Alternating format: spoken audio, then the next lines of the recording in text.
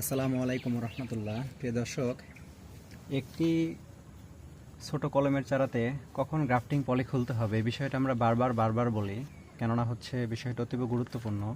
সঠিক সময়ে গ্রাফটিং পলি খুলতে না পারলে এই অংশগুলো গ্রাফটিং পলি চেপে ধরে রাখে, যার কারণে রুট এবং ছায়ন উভয়টাই বৃদ্ধি পেতে পারে না, জায়গায় জায়গা থেকে কেটে পলি ভিতরে ঢুকে যায়, পরবর্তীতে হালকা বাতাসে এখান থেকে ভেঙে পড়ে যায়।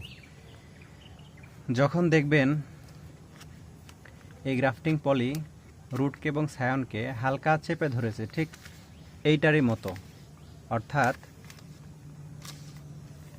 যখন এমনভাবে চেপে ধরবে তখন এই পলিটা খুললে এই জয়েন্টটা খুলে যাওয়ার সম্ভাবনা থাকবে না। যদি চেপে না ধরে খুলে ফেলেন তাহলে এখান থেকে জয়েন্টটা খুলে যাওয়ার সম্ভাবনা রয়েছে। পাশাপাশি এই যে বীজের গাছের যে ডালগুলো হয় নিচ থেকে, গ্রাফটিংয়ের নিচ থেকে, এটা গ্রাফটিং পয়েন্ট, এর নিচে যে ডালগুলো হবে এগুলো সব কেটে ফেলতে হবে। আর গ্রাফটিং পলি খোলার একটি সহজ পদ্ধতি, যেখানে গিট দেয়া আছে এখানে হালকা করে এইভাবে কেটে দিয়ে এভাবে ঘুরিয়ে ঘুরিয়ে খুলে ফেলা,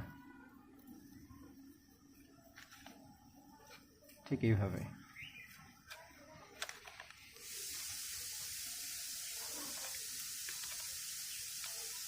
এটা এখন অনেক শক্ত হয়ে গিয়েছে, এই যে আমি যদি এভাবে ঘুরাই তবুও জয়েন্ট খুলবে না।